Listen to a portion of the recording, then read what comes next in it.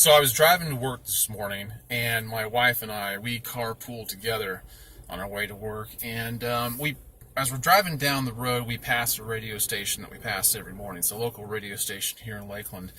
And I said to her, I would love to see how the inside of that building looks and how everything works. You see videos of people doing radio broadcast and any other form of communication like that, and you kind of get a glimpse, but that's about all you get. And I guess maybe it's because maybe the people at the radio station think that the majority of the people would find it kind of boring. I have a feeling it's not glamorous at all. I listen to DJs talk on the radio, and they don't, that I listen to how they talk about their own building, and it doesn't sound that great, but I'd still be interested in seeing. And I told her, I said, I don't think I've ever actually seen the inside of a radio station. And then I kind of took that back, because I remember when I was a little kid, and my father, who was a preacher, he had a radio broadcast in the mid-1970s. And when I was a little boy, I wanted to go with my dad to all these different places. I wanted to see what he did every day. I would go to nursing homes with him. I would go to meetings with him. When he would preach, I would ask if I could sit up on the pulpit with him, and I'd sit up there on the seat behind him, looking out over the audience, and I'd just be stone cold. I was frozen in fear, but I wanted to see what it was like. And I also went with him to the radio station to do a broadcast. Now, this was not good for him, because I was just, I don't know, probably 5 years old, maybe 6. And I remember him trying to do his recording. He was trying to do this broadcast, and whatever it was he was talking about, I have no idea. And he had to keep stopping. I'd be like, Dad, how does that work? What does that do? What is that? He'd stop and he'd go, Greg, you cannot talk while I'm doing this. You're gonna have to be quiet. Okay, fine. I didn't understand that. I don't even know if I heard him, because it happened again. And he stopped, and he like, I told you already, you cannot talk. You have to be quiet. This happened 2 or 3 times. I may have went with him twice to the radio station. I can remember once for sure, but I think he probably learned his lesson, because I didn't. But, it's got me thinking about communication and how we communicate, how we broadcast ourselves to the world. And in light of everything that's happening right now, I'm really disappointed that people cannot communicate any better than what they do. You see all these protests, which is a form of communication. People are trying to communicate they're part of a group of collective thought and opinion, and they supposedly want change, but I don't even know if they can really define what that is. Even though, you have these incendiary groups who want to clash, and they all want to promote their own idea, but I'm not so sure that any of them can really articulate it very well. And the reason why I say that is because there's so much emotion. There's so much activity that it seems to be something that takes the place of true intellect. When you can't convey intelligently your point, you've got to have much bigger physical expressions of what you think, of your opinions, and where you want to go with things. It's very disappointing. You have a responsibility as a human being to learn how to communicate. Most problems in the workplace, most problems in the family, most problems in marriage, most problems all across the board come down to, a lot of times, not all the time, but usually comes down to either a lack of communication or poor communication. Poor communication doesn't necessarily mean a lack of communication. It could just be an overabundance of the wrong kind of communication. And that's what I think you see with these groups that protest the way they do. I'm not saying there's not a time and a right way to do protest. There is. I think that people who tried to make it happen the right way were people like Martin Luther King Jr., a very good man, and someone who surely had a vision in mind of how this is supposed to happen. And he's somebody I like reading about. I'm very proud of what that man did. But people nowadays, I said I was disappointed. I'm not even so sure that disappointment really registers exactly what I'm thinking. I'm not so sure that I'm communicating that right, because I'm disgusted. I'm disgusted that people cannot articulate themselves any better than this.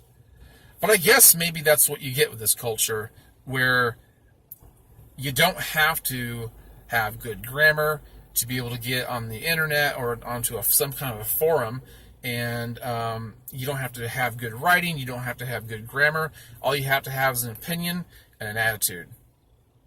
And then that conveys itself out in public.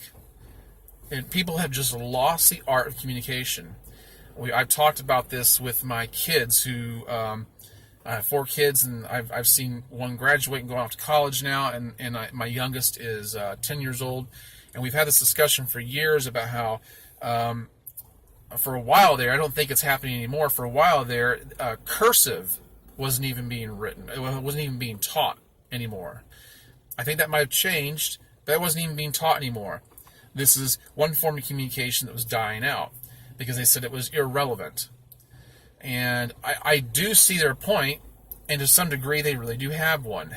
However, it's not lost, it's not obsolete, and it can still be used. The other thing is when we talk, we have got to use better words to convey what we're trying to express. One of the reasons why people don't communicate well, I believe, is because people don't want to read anymore. It's one thing to get on the internet and read an article. It's another, it's like reading an article in a newspaper. It's another thing to actually pick up a book and tap into the emotions of the people in the book, and the points that are being made, and the logical, drawn out outlines of thought that people have. They're putting on paper.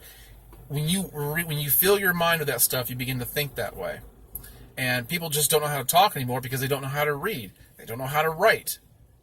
And I see adults my own age who can't write very well, who can't read very well. And if you can't write or read very well, I'm not harping on you.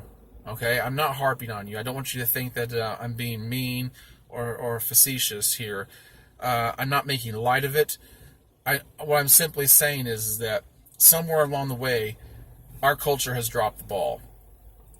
And another thing I really hate is the amount of cursing that takes place. Now, I'm not saying I don't curse at all. I do, to some degree. I try to keep it at a very dull roar, a very small level, And I used to not curse at all. And I need to get back to where I don't curse at all. But cursing, to me, and I've always been taught that when you curse, it's because you can't think of anything better to say. You don't have the right words to say. And then I started disagreeing with it after a while. And then now I'm back to my original opinion. And I really do believe there's something to that. It's just emotional. And Coach John Wooden, the most winning basketball coach in college basketball, Coach John Wooden, if you're into leadership, if you're into basketball at all, you're going to know who I'm talking about. He would not let his players curse, not even during practice. If you did, he'd bench you. Because he said cursing demonstrates a lack of control. This is all about communication, folks. And even though you say, well, what does cursing have to do in the basketball court? How is that a lack of control? Your emotions are going to mirror your words, and your words mirror your heart. And so it only stands to reason that you probably, if you If your actions are wrong, your words are probably wrong. And if your words are wrong, it's because your heart is wrong. Therefore, how can we communicate rightly? Going back to these protesters I was talking about, raw emotion. I say raw emotion. I think it's more like inauthentic emotion. I don't even think the people who show up for these things really believe in what they say they're there for as much as what they want everybody to think they do. They want to be on the news. They want to be on social media. They want to be a part of something. But and time again, it's been shown that when the man on the street, the microphone, or the news reporter goes up to them and tries to have a conversation, these people are dumber than a box of rocks. I'm not saying every single one of them are. Dumber than a box of rocks. I think it's raw communication, inauthentic emotion. And if you want to know more of what I said about, what I think about inauthentic emotion, you should see my video on crocodile tears. Look it up. It's further down. If you scroll down on my page, you'll find down there in crocodile tears. And I even talk about Kathy Griffin there, but it's all about where we get that expression. So those are my thoughts on knowing how to communicate. What do I think? How do I think that we should learn how to communicate better? Well, I think for starters, read more books to begin with. Number 2, shut your mouth and learn to listen.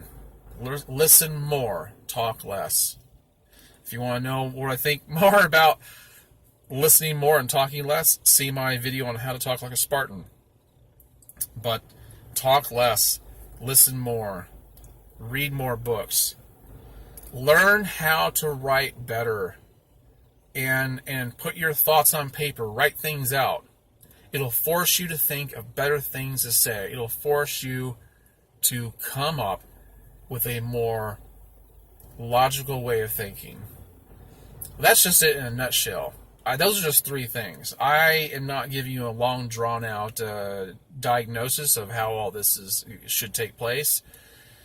I think a lot of people are a lot smarter than what they think they are, what they give themselves credit for, and then they just act on emotion.